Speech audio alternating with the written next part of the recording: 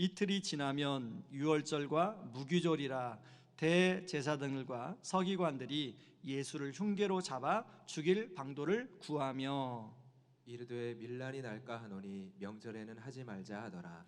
예수께서 베다니 나병 왕자 시몬의 집에서 식사하실 때에 한 여자가 매우 값진 향유 곧 순전한 나드 한 옥합을 가지고 와서 그 옥합을 깨뜨려 예수의 머리에 부으니 어떤 사람들이 화를 내어 서로 말하되 어찌하여 이 향유를 허비하는가. 이 향유를 300데나리온 이상에 팔아 가난한 자들에게 줄 수 있었겠도다 하며 그 여자를 책망하는지라. 예수께서 이르시되 가만두라. 너희가 어찌하여 그를 괴롭게 하느냐. 그가 내게 좋은 일을 하였느니라. 가난한 자들은 항상 너희와 함께 있으니 아무 때라도 원하는 대로 도울 수 있거니와 나는 너희와 항상 함께 있지 아니하니라. 그는 힘을 다하여 내 몸에 향유를 부어 내 장례를 미리 준비하였느니라. 내가 진실로 너희에게 이르노니 온 천하에 어디서든지 복음이 전파되는 곳에는 이 여자가 행한 일도 말하여 그를 기억하리라 하시니라. 12 중에 하나인 가룟 유다가 예수를 넘겨주려고 대제사장들에게 가매 함께 읽습니다. 그들이 듣고 기뻐하여 돈을 주기로 약속하니 유다가 예수를 어떻게 넘겨줄까 하고 그 기회를 찾더라. 아멘. 사진을 찍는 기능 중에 아웃포커스라는 기능이 있습니다. 아웃포커스라는 기능을 사용하게 되면 내가 원하는 초점은 선명하게 드러나는가 하면 그렇지 않은 부분은 희미하게 처리가 되어서 굉장히 심도가 있는 사진을 얻을 수가 있습니다. 예전에는 전문가들이 쓰는 DSLR이라죠. 그런 카메라만 그런 촬영을 할 수 있었는데 요즘에는 여러분이 가지고 있는 휴대폰에도 아웃포커스 기능 혹은 어떤 휴대폰에는 라이브 포커스 기능이라고 해서 그런 기능으로 사진을 찍으면 사진이 좀 더 색다른 사진을 얻을 수가 있습니다. 제가 왜 이런 말씀을 드리는가 하면 마가는 마가복음을 마치 아웃포커스 기능처럼 마가복음을 기록하고 있습니다. 단순한 시간 연대순으로 사건을 기록하는 것이 아니라 마가는 분명한 목적과 메시지를 가지고 사건을 재배열해서 기록을 하고 있는데요. 여러분, 우리가 마가복음을 읽을 때 성령님이 마가를 통해서 기록한 의도와 목적을 따라 이 성경을 읽으면 마가복음 메시지가 이런 것이구나, 이 본문이 말하는 메시지가 이런 뜻이구나를 선명하게 알 수가 있습니다. 여러분, 그런 차원에서 오늘 본문은 세 단락으로 되어 있는데요, 1절에서 2절에 보면 대제사장과 서기관들이 예수님을 죽이려고 모함하는 내용입니다.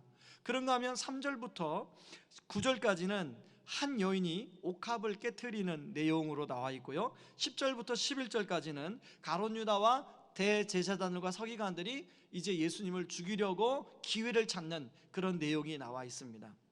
여러분, 이 단락을 통해서 특별히 전반부와 후반부는 예수님을 죽이려고 모함하는 그런 내용이 나와 있고요, 그 가운데는 가장 아름다운 한 여인의 이야기가 나옴으로 말미암아 마가는 이 사건을 서로 대조함으로 예수를 믿는, 예수님을 따라가는 제자들이 어떤 삶을 살아야 되는지를 잘 보여주고 있더라는 것입니다. 특별히 마가는 오늘 이 등장인물에 따라서 주요 동사로 이들의 관심사를 표현하고 있는데요, 예를 들면 여러분 1절 2절에 나오는 대제사장과 서기관들의 주 동사, 주요 관심사를 담는 동사는 특히 2절 마지막에 나오는 죽일 방도를 구하며 라는 단어입니다. 여러분 1절에 보면 이제 이틀이 지나면 유월절과 무교절이라는 말씀으로 시작이 되는데요, 여러분 유월절과 무교절은 이스라엘의 3대 명절로 출애굽에서 구원해 주시는 하나님의 구원의 은혜를 생각하는 게 유월절이고요, 또 무교절은 누룩 넣지 않은 빵을 먹음으로 이제 하나님의 백성으로 내가 노예 생활에서 벗어나 새롭게 살겠다는 결단을 하는 그 명절이 무교절입니다. 그러면 여러분 유월절과 무교절의 그 의미가 잘 백성들이 경험하고 그 의미를 잘 살아내도록 대제사장과 서기관들은 그걸 준비해야 되지 않습니까? 지금 이제 이틀밖에 남지 않았는데 그걸 지금 어떻게 하면 전국에서 모여드는 사람들이 이 예루살렘에서 유월절과 무교절을 보낼 때 그 의미를 잘 갖도록 할까, 여기에 포커스를 두고 관심을 두고 지금 준비해야 되는 상황인데, 지금 오늘 본문에 보니까 대제사장과 서기관들의 관심은 엉뚱한 데 있더라는 것입니다. 예수님을 죽이는데 온 관심을 쏟고 있습니다. 여러분 1절에 보면 대제사장과 서기관들이 예수를 흉계로 잡아 죽일 방도를 구하며, 여러분 이 흉계로 잡아, 이게 좀 말이 어려운데요, 제가 영어 성경을 찾아보니까 스텔스라고 번역돼 있어요. 여러분 스텔스가 무슨 말인지 알죠? 은밀하게, 아무도 모르게. 마태복음에 보면 유월절 준비로 한참 바빠야 될 이 이틀 전에 대제사장 관저에 모여서 예수를 어떻게 잡아 죽일까 회의하였더라, 이렇게 나옵니다. 그런가 하면 여러분 가룟 유다, 여러분 11절에 보면 가룟 유다의 주요 관심사를 나타내는 단어가 그 기회를 찾더라입니다. 여러분 지금 예수님이 바로 이 사건 전에 어떤 사건을 지금 제자들에게 베풀었냐면, 유월절 행사를 하면서 제자들의 발을 씻겨줬어요. 근데 그 12명의 제자들의 발을 씻겨주면서 가룟 유다의 발도 씻겨줬다는 걸 여러분 아셔야 됩니다. 가룟 유다의 발을 씻겨주면서 예수님은 어떤 마음이었을까요? 이미 예수님은 가룟 유다가 배신할 것을 알고 있었거든요. 그런데 여러분 가룟 유다는 예수님이 끝까지 이 사랑의 표현을 했는데, 가룟 유다는 15절 16절에, 마태복음 15절 16절에 보니까 이렇게 이야기하고 있습니다. 내가 예수를 너에게 넘겨주리니 얼마를 주려느냐 하니. 여러분 마가복음하고는 다르죠. 마가복음은 은 30냥을 줬다고 하는데, 이 마태복음은 지금 유다가 얼마를 줄 거냐라고 제안했다는, 흥정을 했다는 거예요. 그들이 은 30을 달아주거늘 그가 그때부터 예수를 넘겨줄 기회를 찾더라. 그런가 하면 여러분 이 지금 이제 3절부터 나오는 이 여인의 관심사, 이 여인의 관심사는요 3절에 보면 예수의 머리에 부으니, 이 단어에 이 관심사가 다 들어가 있어요. 여러분 마가는요 이 여인의 이름을 일부러 밝히지 않습니다. 몰라서 밝히지 않았을까요? 알았을 거예요. 근데 일부러 밝히지 않아요. 왜냐하면 그 당시의 사회적 정서가 여인들은 별로 존재감이 없는, 근데 마가는 일부러 그것을 드러내고 있어요. 그러면서 대제사장과 서기관들과 가룟 유다와 이 여인을 대조하고 있습니다. 비록 존재감이 없는 여인이었지만 이 여인의 행동이 얼마나 귀한지를 드러내고 있는데요, 여러분 3절에 한번 같이 여러분 성경을 읽어볼까요? 3절에 같이 읽습니다. 예수께서 베나니 나병 환자 시몬의 집에서 식사하실 때에 한 여자가 매우 값진 향유 곧 순전한 나드 한 옥합을 가지고 와서 그 옥합을 깨트려 예수의 머리에 부으니. 이 여인의 관심사는 바로 이 향유 옥합을 깨트려서 예수님께 붓는 일에 지금 관심이 있다는 것입니다. 그런가 하면 여러분 오늘 본문의 진짜 주인공 예수님은 어디에 관심이 있을까요? 여러분 지금 예수님은 이틀 후에는 이제 십자가에 매달려 죽을 이제 상황에 있습니다. 예수님의 주 관심사는 오직 예수님 십자가에 매달려 죽는 자신의 죽음이 있다는 걸 알 수 있습니다. 여러분 오늘 이 말씀에 보면요 8절에 보면 이렇게 말씀하세요. 내 몸에 향유를 부은 것은 내 장례를 미리 준비하기 위함이다 라고 말씀하고 있습니다. 이걸 보면 장례, 내 장례, 바로 내 죽음 아닙니까? 예수님의 관심은 오직 십자가의 죽음에 가 있어요. 여러분 그런데요 이 여인이 예수님이 죽을 줄 알고 미리 향유를 부었을까요? 저는 그렇지는 않다고 생각합니다. 많은 학자들도 그렇지는 않다고 봐요. 이 여인은 예수님이 죽을 줄 알고 그 향유를 붓지는 않았지만, 이 여인이 향유를 부은 사건과 예수님이 곧 죽어서 이제 장례를 준비하는 일과 포커스가 맞더라고요. 포커스가. 저는 이 말씀을 준비하면서요 하나님께서 만약 저의 삶을 하늘나라의 카메라로 찍는다면 어떤 부분이 밝게 드러나고 어떤 부분은 희미하게 처리될까? 를 한번 생각해 봤어요. 사람은요, 주 관심사에 따라서 행동을 하는데 그 사람이 돈을 사용하고 시간을 사용을 하는 걸 보면 그 사람의 주 관심사가 드러나게 돼 있습니다. 나중에 그것들이 하늘나라의 카메라에 다 찍혀서 우리 앞에 선명하게 드러나는 때가 올 것입니다. 자, 여러분의 삶을 하늘나라의 카메라로 찍는다면 어떤 부분이 밝게 드러나고 어떤 부분은 희미하게 처리가 될까요? 여러분, 사람마다 이것이 주님이 원하는, 하나님이 원하시는 것과 내가 원하는 것이 조금 더 차이가 있는 분도 있고요, 어떤 분은 많이 차이가 나는 분도 있고요, 어떤 분은 진짜 일치되는 분도 있을 거라고 생각합니다. 그런데 감사한 것은 비록 차이가 날지라도 오늘 본문에 보면 제자들이 지금 예수님과의 포커스가 많이 차이가 나는데요, 그럼에도 불구하고 이 제자들을 예수님이 끝까지 사랑하며 지금 제자의 길로 이끌어 가시고 있더라는 것입니다. 마찬가지입니다. 여러분, 우리가 차이가 나요. 오늘 또 예배들이 앉아 있는데 내 마음의 주요 관심사와 지금 오늘 성경에서 말하는 주님의 관심사와 차이가 많이 날 수 있는데, 그럼에도 불구하고 우리를 예배 자리에 불러주셔서 예배 드리게 하시는 것은 그런 우리를 알아요. 주님이 알지만 그런 우리를 주님의 제자로 빚으셔서 주님의 제자로 계속 이끌어 가신다는 것입니다. 저는 오늘 이 말씀을 준비하면서요, 주님의 관심과 우리의 관심이 일치가 되기 위해서 생각해 볼 만한 핵심 두 단어를 같이 여러분과 나누려고 합니다. 첫 번째는요, 은혜라는 단어예요. 여러분, 이 여인에게 향유는 어떤 것이었을까요?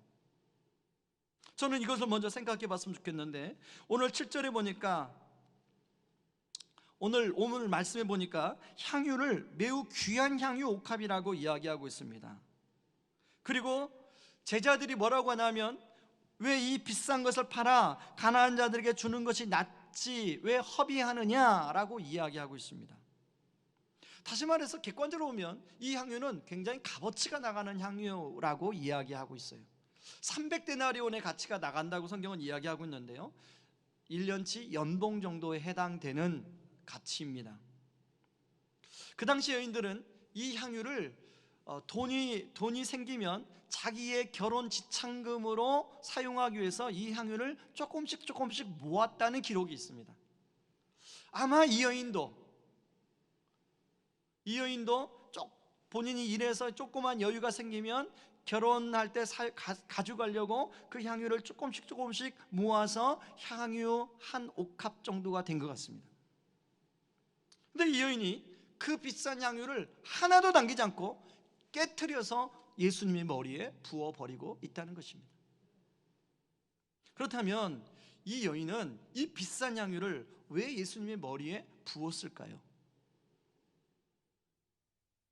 그렇게 하기까지는 분명히 이 여인도 생각이 있는 사람이고, 그리고 나름대로 어떤 마음을 가지고 있는 사람이기 때문에 참 분명한 이유가 있을 것입니다. 여러분, 요한복음 12장 3절에 의하면 이 여인은 나사로의 동생 마리아라고 이야기합니다. 성경학자에 따라서 이게 동일한 사건이냐 아니면 동일한 사건이 아니냐라고 보는데요, 저는 동일한 사건으로 봅니다. 무슨 이유인지 모르지만 마리아와 마르다는 부모님이 일찍 돌아가셨는지 계시지 않습니다. 그리고 오빠 나사로와 함께 지금 살고 있었어요. 근데 오빠 나사로가 부모님을 대신해서 마리아와 마르다를 함께 돌보며 살았고 행복하게 살았어요. 근데 어느 날 갑자기 오빠 나사로가 병에 걸려 죽게 된 거예요. 여러분, 요한복음에 보면 마리아와 마르다가 너무나도 슬프게 애곡하는 내용이 나옵니다. 이제 오빠가 죽어서 4일이 지나서 더 이상 무덤에 들어가서 더 이상 어떤 희망도 소망도 없어요. 그때 예수님이 오셔서 자신의 오빠 나사로를 살려주십니다. 여러분, 그 마리아나 마르다 입장에서 얼마나 기뻤겠습니까? 이미 죽어서 나일이 4일이나 지나서 더 이상 소망이 없는 자신의 오빠가 그 무덤에서 살아나는 걸 보고 얼마나 기뻤겠어요. 마리아는 혼자 생각했을 것입니다. 이 은혜를 어떻게 갚을 수 있을까? 이 감사한 마음을 주님께, 예수님께 어떻게 표현할 수 있을까? 그래서 생각한 것이 자신이 가지고 있는 가장 귀한 향유 옥합을 주님을 위해서 깨트려 머리에 부어드려야겠다.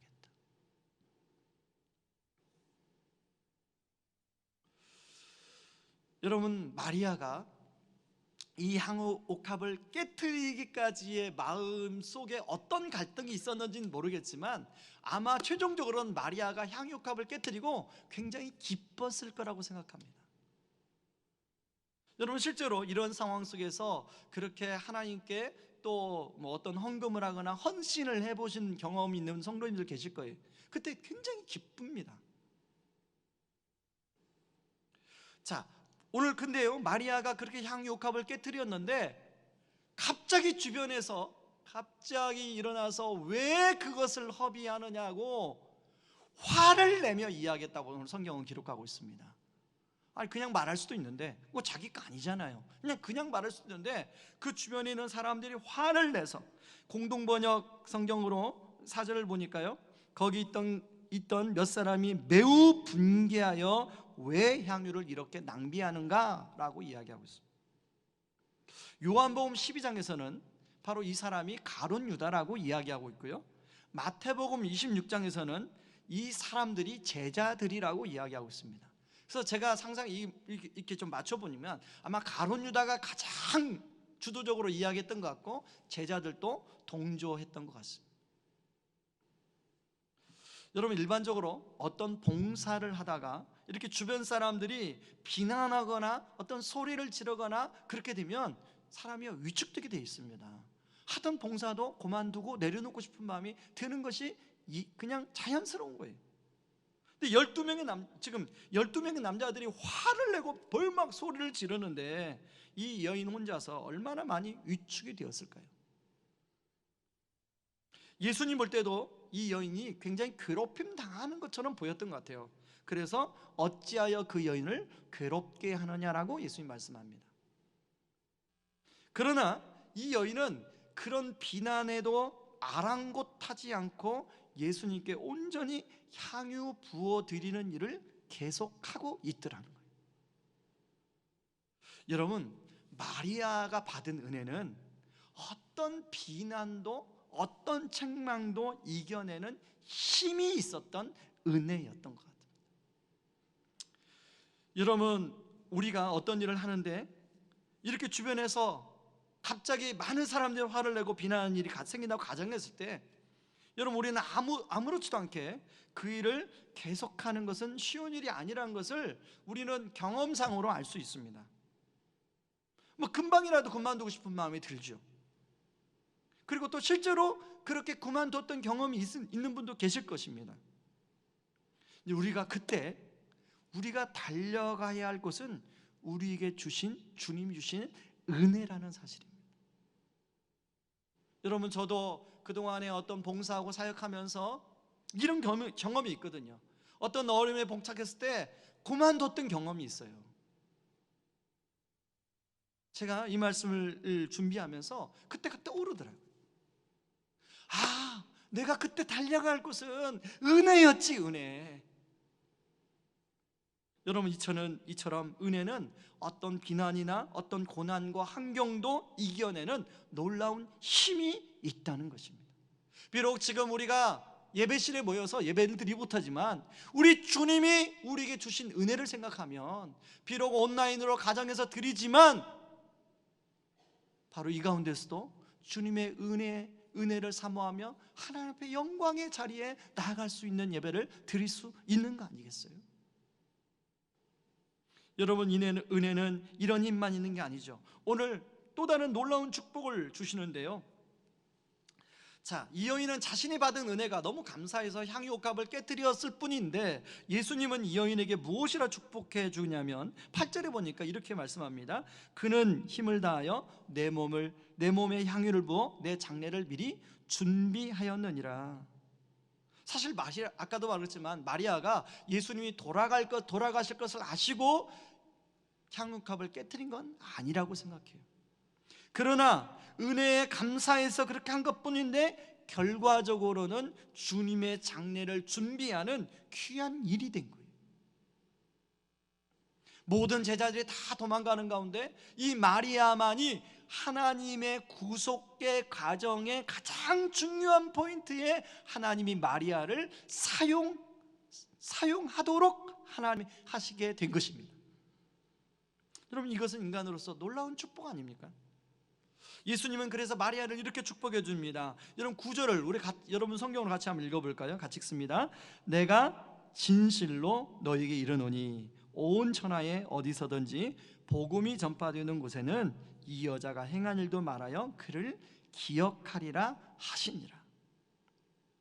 여러분, 복음이 전해지는 곳마다 이 여자가 행한 일이 다 기억되게 하리라. 사실은 성경에 어떤 사람에게도 이런 축복을 해준 축복이 없어요. 그런데 예수님이 유독 이 여인에게 이런 축복을 해 주셨습니다. 예를 들면 감사해서 어떤 일을 했는데 결과적으로 그것이 인류를 구하는 위대한 일이라고 지금 노벨 평화상을 주는 격이에요. 이런 마리아에 비해 오늘 가룟 유다를 한번 생각해 봤으면 좋겠습니다. 가룟 유다 역시 12제자의 한 사람으로 택함을 받은 은혜를 받았어요. 그리고 예수님은 그런 가룟 유다에게 12제자의 살림살이를 할 수 있는 돈꾀까지 맡겼어요. 그만큼 믿어줬다는 거 아니겠어요? 예수님은 가룟 유다 안에 다른 마음이 있다는 걸 아셨지만 그가 회개하고 돌아올 때까지 끝까지 섬겨주고 사랑했습니다. 여러분, 요한복음 13장 1절에 보시면요, 이런 말씀이 나옵니다. 유월절 전에 예수께서 자기가 세상을 떠나 아버지께로 돌아가실 때가 이른 줄 아시고 세상에 있는 자기 사람들을 사랑하시되 끝까지 사랑하시니라. 여러분, 이 말씀은 바로 유월절에 제자들의 발을 씻기 전에 하신 말씀이에요. 그래서 요한은 알았어요. 예수님, 요한복음을 기록할 때 예수님이 끝까지 가룟 유다를 사랑하셨다는 것을 요한은 알았어요. 그런데 가룟 유다는 그렇게 자신을 사랑하고 끝까지 회개할 기회를 기다리는 예수님을 은혜를 갚는 게 아니라 은혜를 배신하고 있죠. 그리고 그 예수님을 은 30냥의 흥정해서 그 당시에 노예 한 사람의 값으로 팔아버리는 배신을 하게 됩니다. 이런 가룟 유다에게 예수님은 다음과 같은 평가를 합니다. 마가복음 14장 21절, 스크린에 나오는데 같이 한번 읽어보시죠. 같이 읽습니다. 인자는 자기에 대하여 기록된 대로 가거니와 인자를 파는 화가 있으리로다. 그 사람은 차라리 나지 아니하였더라면 자기에게 좋을 뻔하였느니라 하시니라. 여러분, 이 가룟 유다 평가와 이 여인의 평가를 한번 대조해 보시기 바랍니다. 여러분, 우리는 너무 많은 은혜를 받은 사람들이에요. 지금 코로나로 인해서 평상시 누리던 일상이 얼마나 소중했는지를 우리는 새삼스럽게 하나하나 깨달아가고 있습니다. 여러분, 한 성도님이 저에게 한 자료를 보내주셨어요. 프랑스에서 있던 이야기를 저에게 보내주셨는데요, 이번 코로나로 해서 93세의 할아버지가 이 코로나에 감염이 됐습니다. 그래서 당연히 연로하니까 병원에서 이제 응급치료를 했습니다. 그래서 24시간 산소를 공급받음으로 이 할아버지가 건강을 되찾았어요. 그리고 건강을 되찾은 이 할아버지에게 이제 의사가 24시간 산소를 공급받은 그 의료 계산서를 이렇게 내밀었습니다. 프랑스 돈으로 50만 프랑이에요. 제가 50만 프랑을 우리나라 돈으로 계산을 해보니까 약 6억 원 정도 되는 돈입니다. 이 할아버지가 그 계산서를 받고 갑자기 눈물을 흘리기 시작했다는 거예요. 그래서 의사 선생님은 이게 너무 많은 비용이 나와가지고 눈물을 흘리겠구나 하고 의사 선생님이 이 할아버지를 위로하려고 하는데요, 할아버지가 이렇게 말합니다. 제가 이 지불할 금액 때문에 그런 게 아닙니다. 저는 이걸 충분한 지불할 금액의 돈이 있습니다. 제가 눈물을 흘린 것은 고작 24시간 산소를 공급받았는데 50만 프랑이나 된다는 사실 때문이었습니다. 저는 지난 93년 동안 하나님께서 주신 산소를 마시면서 한 푼도 돈을 지불한 적이 없습니다. 그러니 제가 하나님께 얼마나 많은 빚을 지고 살았는지 모릅니다. 그것이 깨달아지니까 눈물이 나옵니다. 그런 말을 하자 의사 선생님도 함께 그 자리에서 눈물을 흘렸다고 합니다. 여러분, 이렇게 생각하면 여러분, 우리가 산소만 공짜로 받아 누리며 사는 거 아니잖아요. 지금 저 햇빛, 여러분 가정에 밖에 보면 얼마나 요즘에 봄 햇빛이 좋습니까? 그런가 하면 물, 우리가 공짜로, 하나님 주셔서 공짜로 누리는 것들이 너무나 많습니다. 그런데 우리가 코로나가 아니면 몰랐던 것들을 참 정말 많은 것들을 은혜로 우리가 누리고 있구나. 여러분, 그런 가운데서 가장 중요한 은혜, 죽을 수밖에 없는 저와 여러분을 예수 그리스도의 보혈로 하나님의 자녀로 삼아주신 은혜. 저는 이 말씀을 준비하면서요, 내가 지금 교회 담임 목사로 사역을 하고 있는데 나를 담임 목사로 살아가게 하는 그 동력은 무엇인가, 그 핵심의 동의는 무엇인가를 한번 스스로 생각해 봤어요. 난 정말 은혜인가? 아니면 담임 목사라고 해주는 하나님의 직함 때문인가? 하나님 책임감 때문인가? 아니면 어떤 다른 이유 때문인가를 생각해 보게 되었어요. 여러분도 한번 생각해 보시기 바랍니다. 여러분들이 직장에서, 여러분들의 사업장에서, 나름대로 또 가정에서 열심히 살아가는 그 동력이 무엇인가? 그 동인이 무엇인가? 저는 그것이 은혜이기를 바랍니다. 이제 내일부터 고난주간이 시작이 됩니다. 여러분, 고난주간을 시작하면서 저는 우리가 가장 붙들어야 될 핵심 단어가 은혜가 아닌가 생각이 듭니다. 그래서 이번에 주제도 십자가로 정했습니다. 여러분, 이제 온라인으로 매일 밤 9시에 자녀들과 함께하는 고난주간 특밤을 보내게 될 텐데, 여러분, 코로나의 상황이 우리를 울적하게 만들고 지치게 만든 것도 사실이지만 십자가는 여전히 어떤 상황에서도 변함없이 하나님이 우리와 함께 하신다는, 하나님이 우리를 사랑하신다는 증거인 줄 믿습니다. 참된 능력인 줄 믿습니다. 이 십자가의 은혜가 우리의 삶의 동력 되기를 주님의 이름으로 축원합니다. 그런가 하면요, 두 번째 핵심 단어는 복음이라는 단어입니다.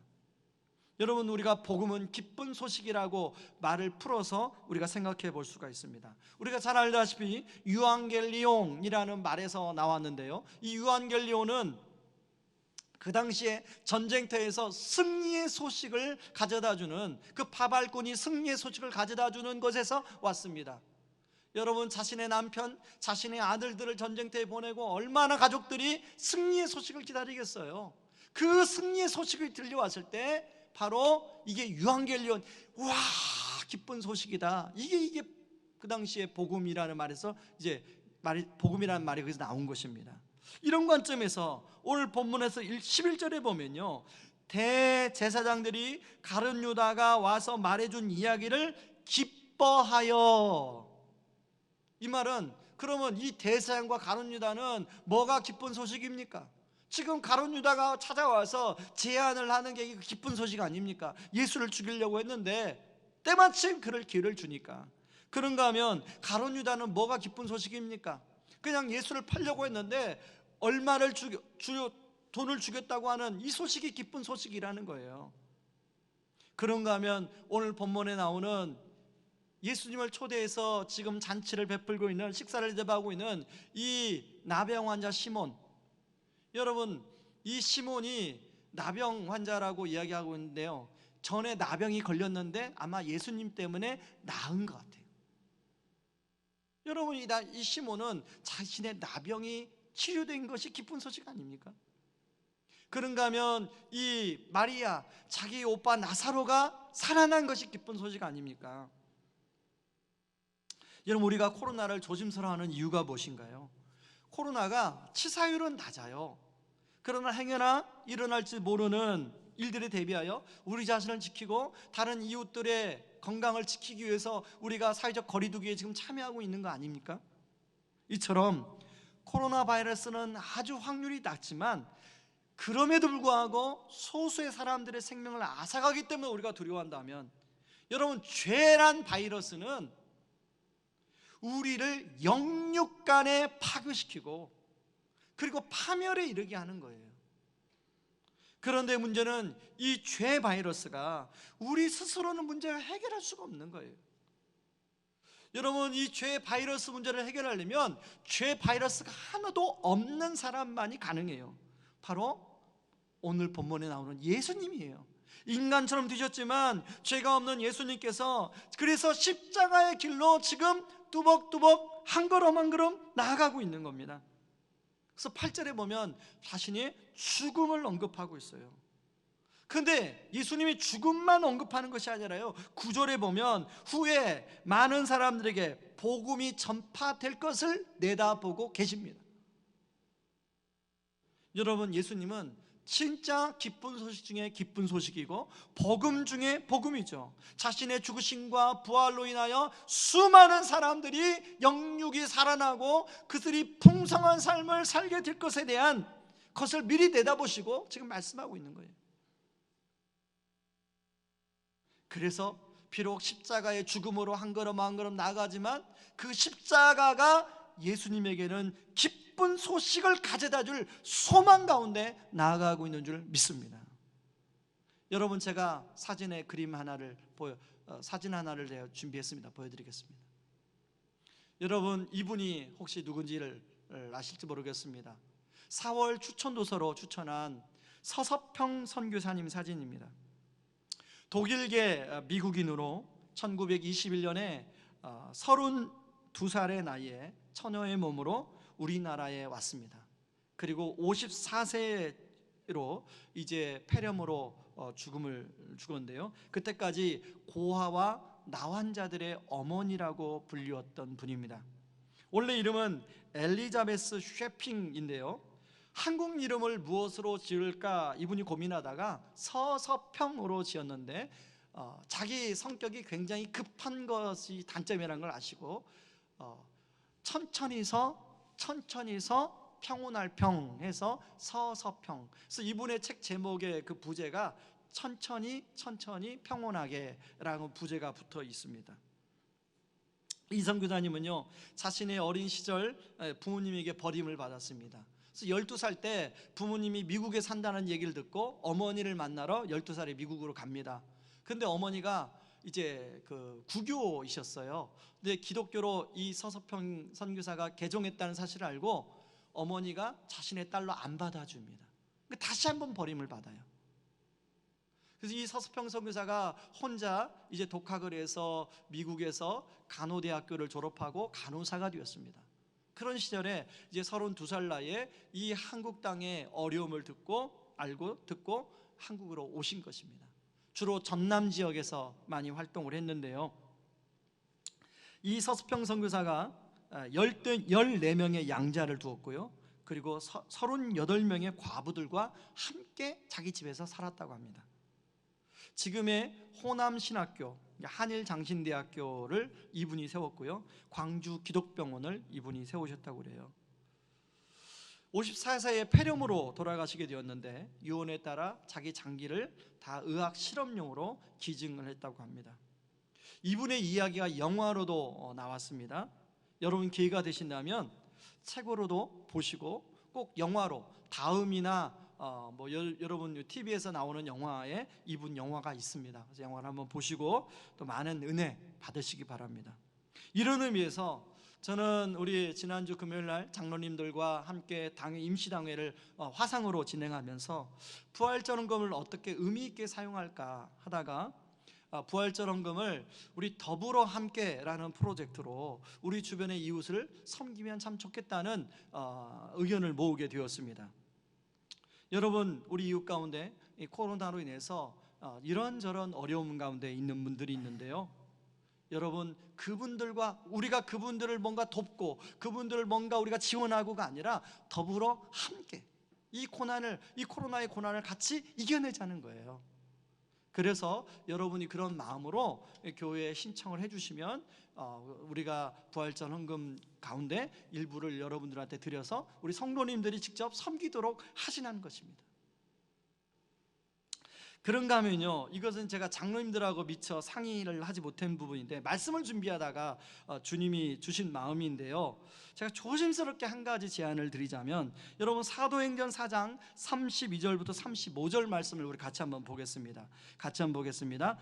믿는 무리가 한 마음과 한 뜻이 되어 모든 물건을 서로 통용하고 자기 재물을 조금이라도 자기 것이라 하는 이가 하나도 없더라. 사도들이 큰 권능으로 주 예수의 부활을 증언하니 무리가 큰 은혜를 받아 그 중에 가난한 사람이 없으니 이는 밭과 집 있는 자는 팔아 그 판 것의 값을 가져다가 사도들의 발 앞에 두고 그들이 각 사람의 필요를 따라 나누어 줌이라. 이 말씀이 생각이 났어요. 그래서 이 말씀을 찾아서 제가 묵상을 하는 가운데, 여러분, 우리는 초대교회 예루살렘 교회처럼 집을 팔고 밭을 팔 수는 없어요. 그러나 이번에 이제 그 시에서 지자체에서 지원해주는 재난지원금이 있지 않습니까? 어떤 분은 재난지원금이 굉장히 요긴하게 아마 사용하시는 가정도 있을 거예요. 그런 분들 말고요, 이제 재난지원금 아니더라도 우리는 사는데 괜찮습니다 하는 분들은요, 그런 재난지원금의 일부든지 아니면 전체든지를 여러분 교회에 코로나 헌금으로 해주시면 저희가 그 헌금으로 우리 교회 안에 진짜 어려움을 당하고 있는 가정, 그 가정에게 좀 마중물이 될 수 있는 힘을 드리면 좋겠다. 그리고 우리 교회 주변에 미자립교회, 정말 어려운 미자립교회 그 목사님들 가정에 좀 마중물이 되는 힘이 되면 좋겠다. 그런 생각이 갑자기 제 마음에 들었습니다. 그래서 여러분, 이건 자원하는 마음입니다. 자원하는 마음으로 여러분이 기도하는 가운데 그 동참해 주시면 이번 기회에 여러분 초대교회에 일어났던 그 성령의 그 교통하심의 역사, 그 교통함의 역사가 우리 교회를 통하여, 우리 공동체를 통하여 일어나서 우리가 서로 힘을 얻고 서로 함께 더불어 함께 이 어려움을 잘 헤쳐 나갈 수 있길 바랍니다. 근데 반드시 여러분, 그 동인이 그 사람이 불쌍해서, 그 사람이 어려워서 뭔가를 내가 돕는다, 이런 마음이면 안 됩니다. 복음이어야 됩니다. 십자가의 복음이어야 됩니다. 내가 받은 그 십자가의 은혜의 복음, 그것이 우리의 동인이 되어서 더불어 함께 이 프로젝트가 우리를 통하여 이 코로나의 이 상황에 정말로 더불어 함께가 잘 구현되어지는 그런 은혜가 있기를 주님의 이름으로 축원드립니다. 우리 시간에 같이 찬양하며 기도할 텐데요, 여러분, 생명과 바꾼 주의 사랑을, 찬양인데요, 여러분 가사가 이렇습니다. 생명과 바꾼 주의 사랑을 잊지 않게 하소서. 나를 위해 흘렸던 주님의 눈물 잊지 않게 하소서. 여러분, 이 시간에 이 찬양을 부르면서 이 고난주간을 맞이하는 다음 주 부활주일인데도 우리가 함께 예배당에서 예배를 드리지 못하지만, 여러분, 우리 마음만큼은 주님의 고난에 동참하고 우리 마음만큼은 주님의 부활에 우리가 참여하는 그런 예배, 그런 은혜가 있기를 바랍니다. 같이 찬양하며 나갑니다. 생명과 바꾼 주의 사랑을.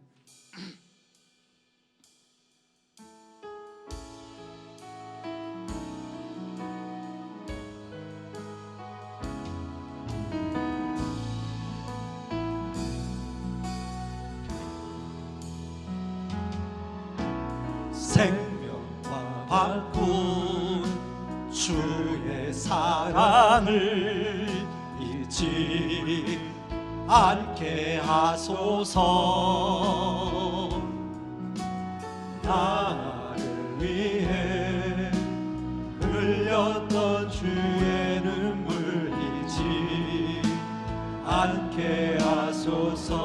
감사합니다. 감사합니다. 주님 고맙습니다. 주님 고맙습니다. 그 사랑 때문에, 그 사랑 때문에, 그 눈물 때문에 주 앞에서 예배합니다. 앞에서 예배합니다. 주의 긍휼과 주의 긍휼과 주의 선하심, 주의 선하심 내가 묵상하오니 묵상하오니 내 영혼 위에 내 영혼 위에 베푸신 주의 은혜 베푸신 주의 은혜 잊지 않게 하소서. 않게 하소서. 주님 고맙습니다. 감사합니다. 감사합니다. 주님 고맙습니다. 주님 고맙습니다. 그 사랑 때문에, 그 사랑 때문에, 그 눈물 때문에 그 눈물 때문에 주 앞에서 예배합니다. 앞에서 예배. 우리 한 번 더 찬양합니다. 생명과 바꾼 생명과 바꾼 주의 사랑을 잊지 않게 하소서. 나를 위해 흘렸던 주의 눈물 잊지 않게 하소서.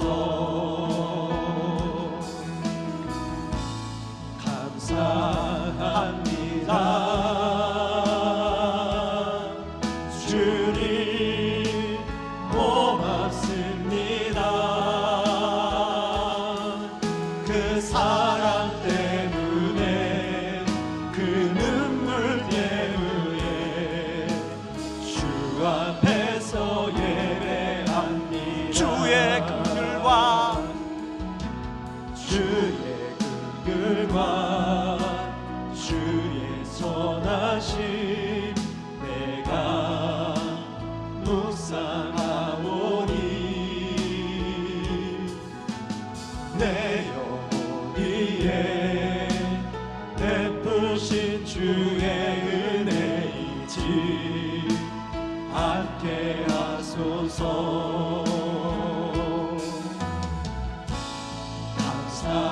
감사합니다. 주님 고맙습니다. 그 사랑 때문에, 그 눈물 때문에 주 앞에서 예배합니다. 여러분 이 시간에 말씀 붙들고 같이 한번 기도하기를 원합니다. 여러분 93세 그 할아버지 24시간 산소호흡기로 치료받았는데 50만 프랑의 계산서가 나왔어요. 여러분 이 시간 여러분의 현재 여러분이 몇 년 동안 사셨습니까? 여러분 몇 년 동안 그 산소를 아무 대가 없이 공급받고 살고 있지 않습니까? 그것도 은혜인데, 그것만 생각해도 은혜인데, 여러분 하나님이신 그분이 우리를 위해서 자기의 생명을 십자가에 내어주신 그 은혜, 저와 여러분은 살아가는 삶의 동력이 무엇입니까? 저와 여러분은 봉사하는 동기가 무엇입니까? 저와 여러분은 가정을 이끌어가는, 여러분의 삶을 이끌어가는 동인이 무엇입니까? 이 고난주간에 우리 주님 말씀하십니다. 너의 삶의 포커스가, 나의 삶의 포커스가 같이 맞춰지기를 원한다. 여러분 아웃포커싱이라는 그 하늘나라의 카메라로 우리 삶을 찍어낸다면 여러분 이 여인처럼 우리가 같이, 그것이 같이 드러날, 선명하게 드러날 부분이 예수님과 똑같다면 얼마나 좋겠습니까? 이 시간에 같이 기도할 때 하나님 아버지, 제 삶의 동력이 하나님 은혜와 복음이 제 삶의 동력이게 하여 주시옵소서. 아버지 하나님, 제 삶이 하나님 포커스가 예수님과 일치되는 포커스가 되게 하여 주시옵소서. 우리 같이 한번 기도하며 나아갑니다. 기도하겠습니다. 고마우신 하나님 아버지, 고맙고 감사합니다. 하나님, 이 여인은 아버지 하나님 주님이 베풀어 주시는 그 은혜가 아버지 너무 감사해서, 아버지 하나님 너무 감사해서 아버지 향유값을 깨뜨려 아버지 드리고 있습니다. 아버지 서석경 아라와 선교사님도 마찬가지입니다. 32살이라는 아버지 그 나이에 아버지 홀로 아버지 땅에 와서 마치 향유값을 깨뜨리는 마음으로 자기의 삶을 이 땅을 위해서 바쳤습니다. 아버지 바로 우리가 아버지 그런 은혜를 입은 자들입니다. 우리가 빚은 자들입니다. 하나님 아버지, 주님, 우리가 우리 삶의 아버지 동력이 무엇입니까? 우리 삶을 살아가는 동인이 무엇입니까? 그것이 아버지 십자가의 은혜가 되게 하여 주시고 복음의 능력 되게 하여 주시옵소서. 아버지 하나님, 아버지 코로나로 인해서 아버지 많은 분들이 어려움을 겪고 있습니다. 아버지 하나님, 그들과 더불어 함께 이 아버지 이 어려움을 이겨내기를 원합니다.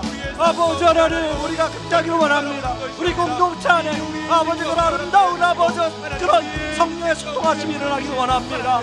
아버지 하나님, 우리를 통하여 우리 주변 어려운 이웃들을 아버지 그런 아름다운 소통이 일어나기를 원합니다.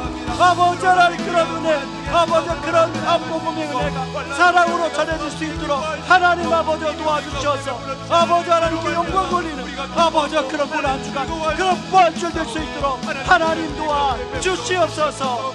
하나님 아버지, 하나님, 우리가 그런 마음으로 보내는 한 주간 되기를 원합니다. 그런 은혜로 보내는 아버지 한 주간 되게 하여 주시옵소서.